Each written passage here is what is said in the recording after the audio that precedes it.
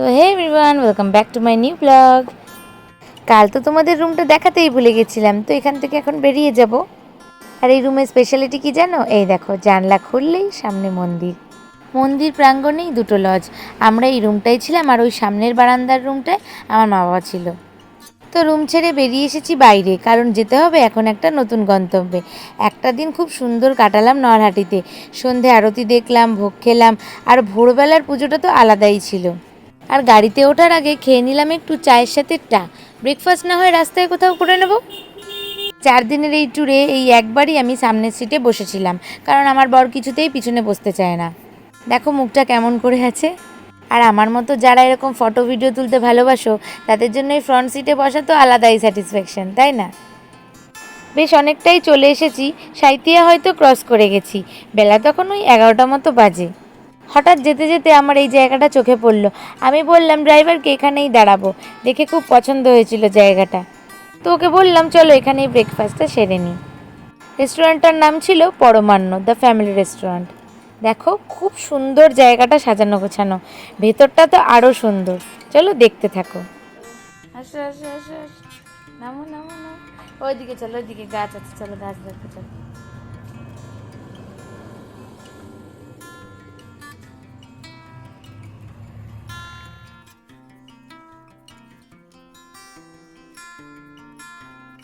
এই ভেতরটা air condition ছিল, যদিও খুব গরম ছিল, কিন্তু বাইরের এই সিটিং অ্যারেঞ্জমেন্টটা দেখার পরে মনে হলো যে থাক একটু গরম লাগুক, কিন্তু এত সুন্দর জায়গায় খাওয়ার অনুভূতিটা মিস করলাম না। চলো তোমাদের ভেতরটা পুরোটা ঘুরে দেখাই যে ভেতরটা ঠিক কতটা সুন্দর।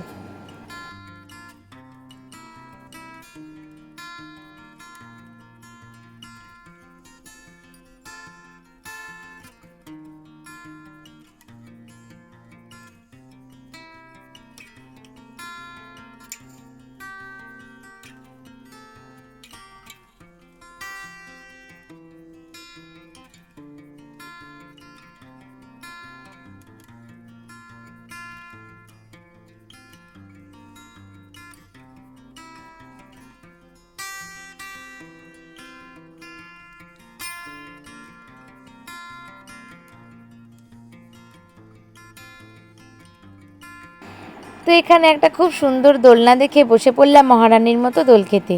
জায়গাটা এতটাই সুন্দর, খুব ভাল লাগছিল চারপাশটা। তখন মনে হলো যে না, একটা ভালো জায়গায় চোখে পড়েছে।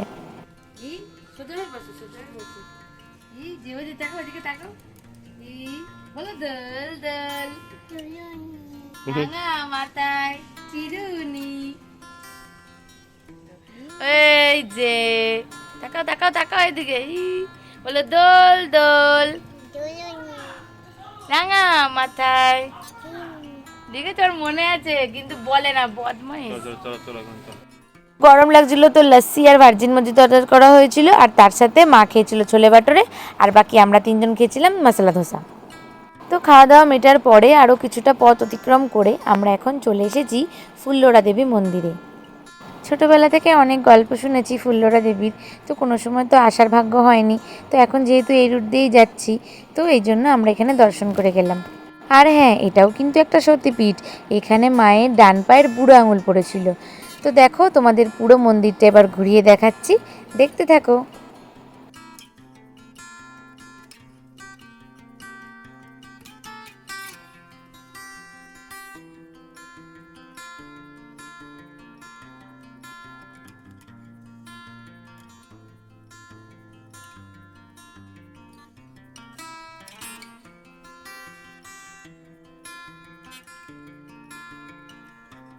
তো এখন তোমরা দেখে নাও ফুল্লরা দেবীর স্নানের ঘাট।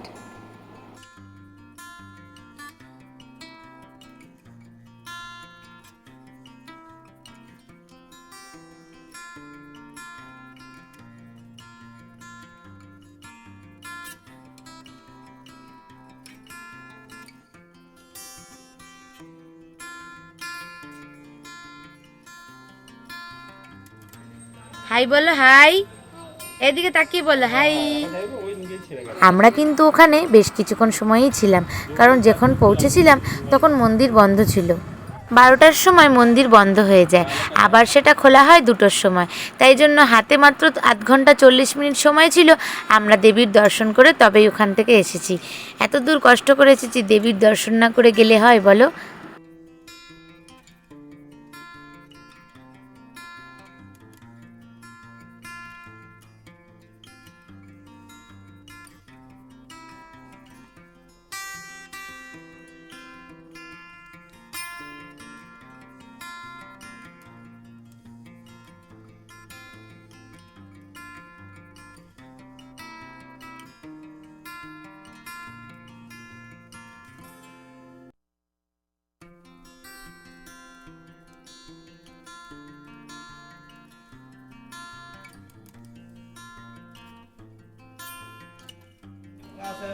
ईश्वरवाच सुनद्देवी अन्नगाता विश्वचैतन्यरूपिणी अनस्त्रैश्वर्यं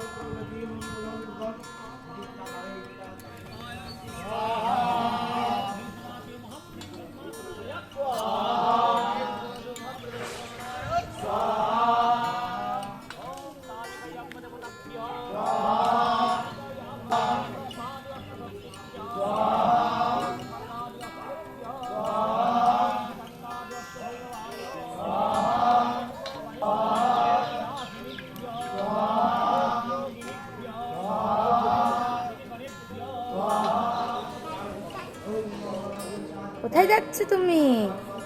এখানে আসো, ওখানে যায় না, এখানে আসো। হ্যাঁ ভয় আছে, তুমি বসো বসো, ওখানে বসো বসো, ভালো করে বসো, বাবু হয়ে বসো। এই হাই করে দাও। এই, তুমি কোথায় এসেছো? হ্যাঁ, অবশেষে বেশ কিছুক্ষণ অপেক্ষা করার পরেই মন্দির খোলা হলো। চলো এবার তোমাদের ঠাকুরের দর্শন করাই।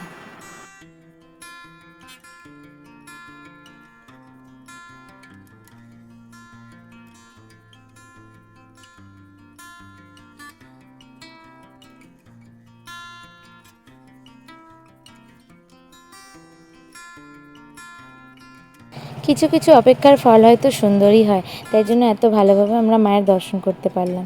তো তারপর ওখান থেকে বেরিয়ে আমরা চলে এসেছি কঙ্কালীতলায়, যেটা 51টি সতীপীঠের মধ্যে সবথেকে শেষ পীঠ। আর আমাদেরও আজকের মতো শেষ দর্শনীয় স্থান। এরপরে আমরা সোজা চলে যাব বোলপুর শান্তিনিকেতনে। তো আসো ঘুরে দেখি বাইরেটা কতটা সুন্দর আর কি কি আছে। তো ছোট ছোট দোকান এখানে বসেছিল, যেহেতু অনেকটা বেলা হয়ে গেছিলো, প্রায় 2:30-3টে বেজে গেছিলো, তাই জন্য কিছু কিছু দোকান বন্ধ হয়ে গেছিলো। এবার আমরা চলে এসেছি মেন মন্দিরের গেটের সামনে। চলো তোমাদের পুরো জায়গাটা ভালো করে ঘুরিয়ে দেখাই।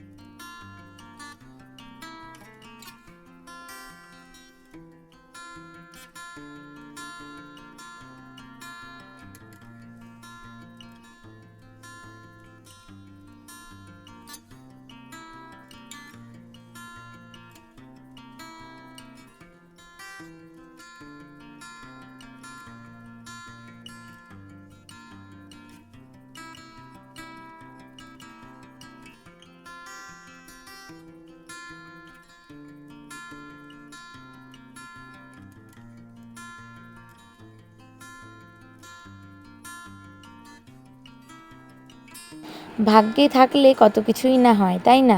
এত সুন্দর সুন্দর জায়গা দর্শন করতে পারবো কোনোদিনও ভাবিনি। তো আজকের জন্য এটুকুই, দেখা হচ্ছে পরের ব্লগে।